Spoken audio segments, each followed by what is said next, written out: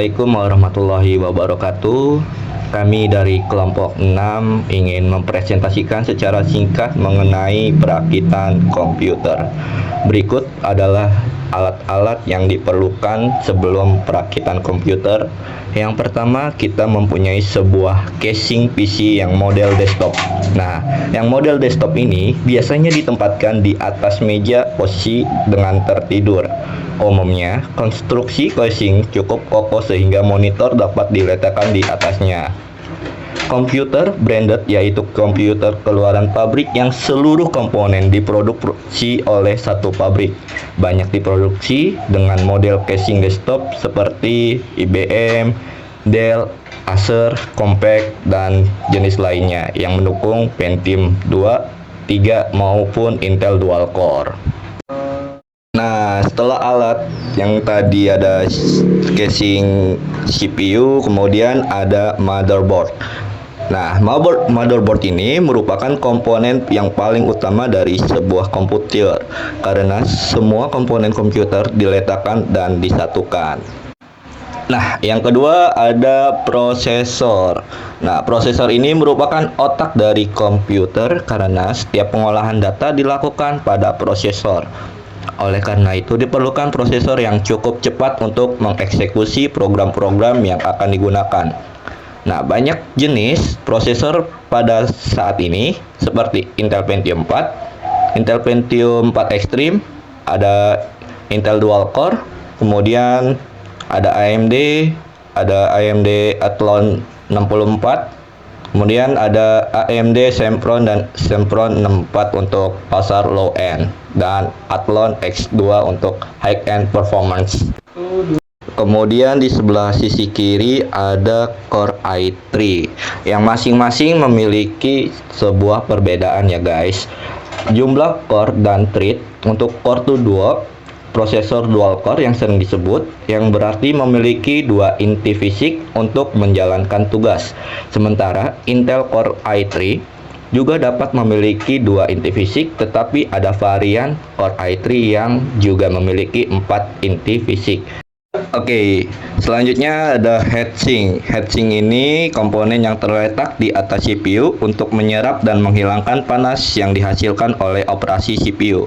Biasanya, heatsink terbuat dari logam dengan banyak sirip yang meningkatkan permukaan untuk pendinginan yang lebih efektif. Heatsink biasanya juga dilengkapi dengan kipas untuk membantu mengeluarkan panas dari CPU.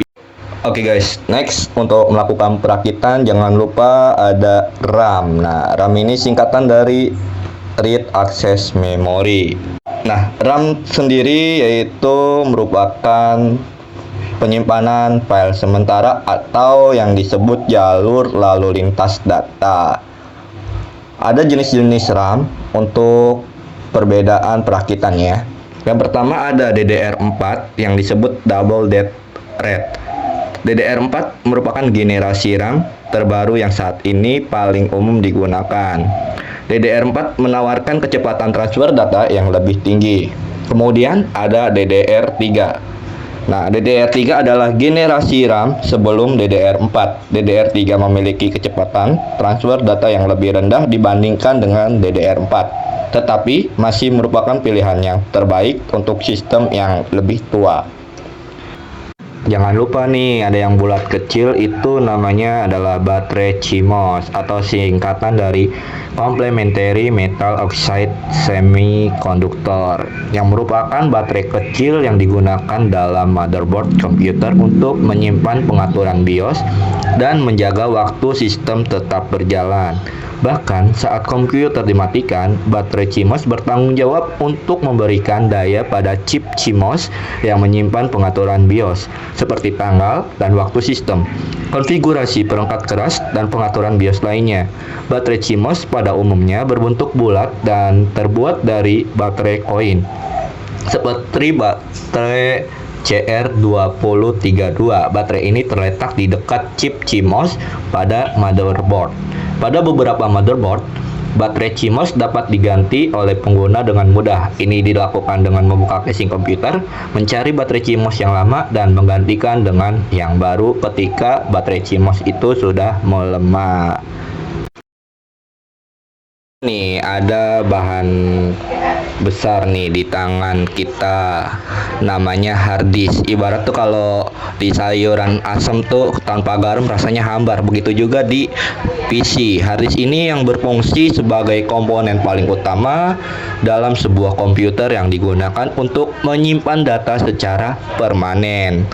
Harddisk digunakan untuk menyimpan sistem operasi, program, file, dan data lainnya. Berikut ada beberapa informasi tentang harddisk. Yang pertama adalah sebagai penyimpanan magnetik, yang menggunakan sebuah teknologi penyimpanan magnetik untuk menyimpan data. Ada beberapa piringan logam berlapis magnetik yang dipasang pada poros yang berputar dengan kecepatan tinggi di dalam harddisk. Yang kedua, kapasitas penyimpanan. Harddisk tersedia dalam berbagai kapasitas penyimpanan, mulai dari beberapa gigabyte hingga beberapa terabyte, atau bahkan lebih tinggi dari itu. Kemudian, kecepatan putar. Harddisk memiliki kecepatan putar yang diukur dalam putaran per menit atau disebutnya RPM. Selanjutnya ada DVD-ROM. Kalau kita nginstal Windows, pastinya harus memakai sebuah DVD-ROM. DVD-ROM ini singkatan dari Digital Versatile Disk Read Only Memory atau DVD drive. Merupakan perangkat yang digunakan untuk membaca data dari DVD, DVD-ROM, dapat membaca juga DVD-ROM, DVD-R, DVD plus R, DVD RW, DVD plus RW, atau beberapa format DVD lainnya. DVD-ROM memiliki peran penting di dalam komputer, terutama pada masa lalu ketika DVD menjadi media populer untuk menyimpan data, memutar film, dan juga menginstal sebuah program. Beberapa informasi penting nih di dalam DVD-ROM yang meliputi, pertama ada baca saja, yang diartikan membaca data dari DVD dan tidak dapat menulis atau menghapus data ke DVD, yang berarti DVD-ROM hanya berfungsi sebagai perangkat pembaca dan Anda tidak dapat menggunakan DVD-ROM untuk melakukan proses menulis data ke sebuah DVD. Pemasangan dengan kabel SATA. Pertama, pastinya siapkan dulu casing CPU dan cocokkan dengan model motherboardnya ya guys. Karena kalau PC yang lebih modern itu dia bentuk CPU-nya pun lebih juga modern. Apalagi untuk khusus gaming, tentunya ada aksesoris yang lebih menarik untuk kita pakai tiap hari. Dan ini kita memakai PC yang sangat jadul mungkin ya guys. Nah, harus diteliti ya. Untuk pemasangan motherboardnya ini bisa dilihatkan antara ukuran dan juga obeng-obengnya. Jangan sampai salah ya. Karena kalau salah pemasangan dia bukan lagi bau angus, tapi ya mungkin listrik kalian bakal konsleting. Nah, di sini ada beberapa kabel untuk mencolokkan ke sebuah perangkat. Ada yang buat VGA, HDMI, DVI, buat LAN card, kemudian buat mikrofon, USB. Di sini juga buat keyboard. Pokoknya masih bisa semuanya dicolokkan di port-port yang sudah disiapkan oleh motherboard itu sendiri. Setelah pemasangan baut terakhir, selanjutnya nih kita mau masukin sebuah otak prosesornya nih dari sebuah komputer. Kita memakai Core i3. Jangan lupa ya guys, dicek terlebih dahulu untuk peletakan di garis-garis slot yang terletak pada motherboardnya. Jangan lupa sebelum kalian letakkan sebuah prosesor, itu harus diberikan sebuah thermal paste atau pasta ya di sisi prosesor maupun di heatsinknya ya atau di cooling fan-nya. Kasih fungsi dari thermal paste-nya itu, thermal paste itu dia hanya untuk sebagai pendingin agar si CPU berjalan dengan baik, kemudian prosesornya pun juga tidak terlalu panas ketika kalian mau nyalain 2 jam, 4 jam, atau lebih dari 6 jam. Tapi kalau kalian lebih dari 6 jam, mungkin kalian harus membutuhkan sebuah PSU yang lebih banyak sebagai kipasnya. Sehubungan kita nggak ada thermal paste, nah ini kita ada heatsink. Untuk peletakan heatsinknya juga diperhatikan untuk di slot-slotnya ya, jangan sampai salah nih. Slot-slotnya juga diperhatikan. Di situ juga ada baut dan juga kabelnya. Nah, jenis kabel ini dimasukkan di dekat samping slot RAM ya. Yang ukurannya juga diliatin jumlah pin yang ada di dalam kabel tersebut. Ketika semua sudah rapi, dikencangkan dengan secara teratur. Oke, next ada RAM kita yang DDR3 4 GB ya guys. Nah, kalau misalkan komputer kalian mati gitu, nggak mau nyala-nyala, kemungkinan besar itu terdapat RAM-nya kotor pada kuningan. Nah, di situ ada kuningan warna RAM, itu bisa dibersihkan dengan penghapus ataupun karet, tapi harus diikat terlebih dahulu ya di pensil biar tertata rapi. Oke, next kita pasang nih RAM-nya. Diperhatikan juga slotnya, di situ ada beberapa lubang, mungkin satu lubang ada dibentuk satu kiri atau di satu kanan. Nah, untuk pemasangan dia harus bunyi klek. Kalau nggak bunyi klek berarti itu kurang kenceng. Lanjut, kita ada harddisk. Oke, untuk harddisk, untuk peletakannya seperti ini, tergantung dari model CPU-nya sendiri ya. Oke, udah dipasang, kemudian pasangkan kabelnya di port tertentu. Hampir aja ketinggalan nih guys, nih si unyil yang bulat kecil, si CMOS ya, untuk mengatur dan juga menyimpan BIOS ya. Ketika melakukan instalasi komputer dan dipasang harus bunyi klek. Lanjut, next ada power supply.